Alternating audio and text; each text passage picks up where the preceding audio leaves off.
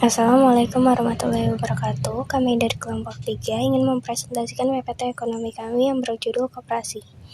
Sebelumnya saya akan memperkenalkan diri saya dan rekan-rekan saya. Saya Aurel dan teman-teman saya ada Inov, Gusti, dan Dalvino. Pengertian kata koperasi diambil dari bahasa Inggris, yaitu co-operation yang berarti kerjasama. Secara umum, koperasi dapat diartikan sebagai badan usaha yang dimiliki serta dikelola para anggotanya. Habis pengertian, di sini ada tujuan. Tujuan yang pertama yaitu meningkatkan kesejahteraan ekonomi dari para anggotanya. Yang kedua, membantu memperbaiki taraf hidup maupun ekonomi para anggotanya serta masyarakat sekitar.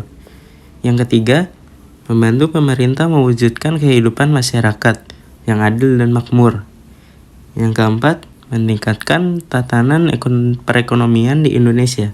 Setelah tujuan ada fungsi. Fungsi yang pertama membangun dan mengembangkan potensi kesejahteraan ekonomi masyarakat dan anggotanya. Yang kedua, berperan secara aktif dalam upaya mempertinggi kualitas kehidupan manusia dan masyarakat. Yang ketiga, memperkokoh perekonomian rakyat. Yang keempat, mewujudkan dan mengembangkan perekonomian nasional. Jenis-jenis koperasi. Yang pertama ada koperasi primer. Koperasi primer adalah koperasi yang didirikan oleh dan beranggotakan orang seorang. Contohnya, koperasi sekolah, koperasi unit desa atau KUD, koperasi pegawai negeri, koperasi jasa, koperasi karyawan, dan koperasi pensiunan. Yang kedua ada koperasi sekunder. Koperasi sekunder adalah koperasi yang didirikan oleh dan beranggotakan koperasi. Contohnya, Gabungan Koperasi Batik Bandung, Gabungan Koperasi Batik Jawa Barat, Gabungan Koperasi Batik Indonesia. Prinsip dasar. Prinsip dasar yang pertama adalah keanggotaan bersifat sukarela dan terbuka. Yang kedua, pengelolaan dilakukan secara demokratis. Ketiga, pembagian sisa hasil usaha atau SHU dilakukan secara adil. Keempat, pemberian balas jasa yang terbatas terhadap modal. Dan yang kelima, kemandirian.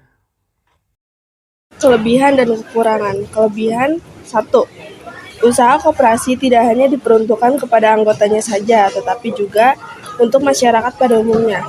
Yang kedua, usaha dijalankan berdasarkan atas asas kekeluargaan. Yang ketiga, meningkatkan kesejahteraan anggota. Dan yang keempat, pembagian sisa hasil usaha tidak hanya ditentukan berdasarkan modal.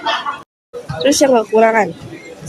Keterbatasan modal membuat koperasi tidak bisa berkembang secara pesat. Kedua, kurangnya perhatian terhadap aspek keuntungan. Dan yang ketiga, sifat keanggotaan yang sukarela menyebabkan manajemen koperasi tidak efektif. Dan yang terakhir, koperasi cenderung bersifat eksklusif jika dibandingkan badan usaha lainnya.